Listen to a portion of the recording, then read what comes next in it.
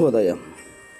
Global బెతేనియా Calvary ministry తరపున ఈ పునరుద్ధానిక దినమయందు మరొకసారి మీ అందరితో కూడా కలుసుకొని దేవుని యొక్క పరిశుద్ధమైన మాటలు ధ్యానించుటకును దేవుడు నాకు ఇచ్చిన మధురమైన అవకాశమును బట్టి నేను దేవునికి ప్రత్యేకమైన వందనాలు తెలియజేస్తున్నాను. ఈరోజు కూడా పరిశుద్ధమైనటువంటి వేద గ్రంథంలో నుండి మరి ఒక చక్కటి మాటను చదువుకుందాం. మత్తయి సువార్త 27వ అధ్యాయము 57వ వచనాన్ని నేను చదువుతున్నాను. దయచేసి గమనించండి.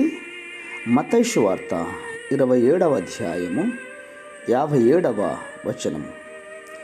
యేసు శిష్యుడిగానున్న అరిమతయి యోసేపు అను ఒక ధనవంతుడు సాయంకాలమైనప్పుడు వచ్చి, దేవునికి స్తోత్రం. నా ప్రియమైనటువంటి సహోదర సహోదరులారా, యేసుక్రీస్తు శిష్యునిగా ఉన్నటువంటి అరిమతయి యోసేపు అన్న ఒక ధనవంతుడు సాయంకాల సమయంలో పిలాతు వద్దకు వచ్చి యేసుక్రీస్తు యొక్క దేహమును కావాలని అడిగినప్పుడు ఖచ్చితంగా పిలాతు గారు యేసుక్రీస్తు యొక్క దేహాన్ని అప్పగించారు. యేసుక్రీస్తుని ప్రభునిగా రక్షకునిగా అంగీకరించి ఆయనకు రహస్య శిష్యునిగా జీవించినటువంటి అరిమతయి యోసేపు యేసుక్రీస్తు కొరకు ఏర్పాటు చేసుకున్నటువంటి ధనవంతునిగా ఆశీర్వదించినట్లుగా ఇక్కడ మనం గమనించుకోవాలి. కాబట్టి దేవుని నమ్ముకొని దైవ భక్తితో దైవ సేవలో కొనసాగుతున్నటువంటి వారు, ఆయనపై ఆధారపడి జీవించే వారిని దేవుడు ధనవంతులుగా ఆశీర్వదిస్తాడు.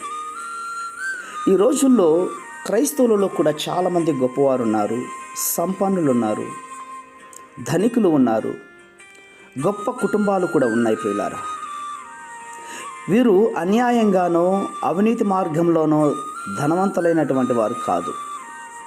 ఒకప్పుడు సాధారణ స్థితిలో ఉన్నటువంటి వారు ఈరోజు దేవుని కృపను బట్టి ఆశీర్వదింపబడినటువంటి వారు అని గుర్తుపెట్టుకోవాలి.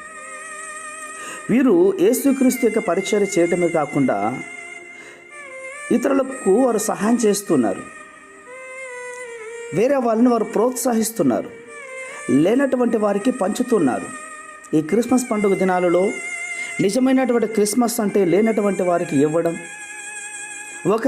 ఒకరికి ఒకరు ఆదరించుకోవడం, ఒకరి పట్ల ఒకరు ప్రోత్సహించుకోవడం, దేవుణ్ణి వారి రూపంలో ప్రత్యక్షపరచుకోవడం, తద్వారా వారు ఈ రోజుల్లో బహుగా దీవించబడ్డారు, గొప్పవారుగా జీవిస్తున్నారు, ఆశీర్వాదాల మీద ఆశీర్వాదాలు పొందుకుంటూ ఉంటున్నారు.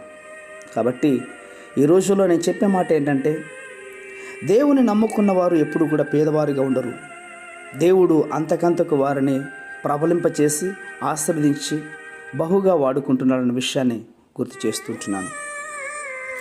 ప్రియా నమ్మకమైనటువంటి మా ప్రియా పరలోకపు తండ్రి, ఈ మాటలు వింటున్న బిడ్డలందరూ కూడా ప్రభువా, ఒకానొక సమయంలో వారి జీవితాన్ని గుర్తుపెట్టుకొని ఈరోజు మిమ్మల్ని అంగీకరించడం ద్వారా మీ ద్వారా జీవించే బిడ్డలు ఎంతో ఉన్నతమైనటువంటి వారుగా, సంపన్నులుగా ఆశీర్వదింపబడ్డారు.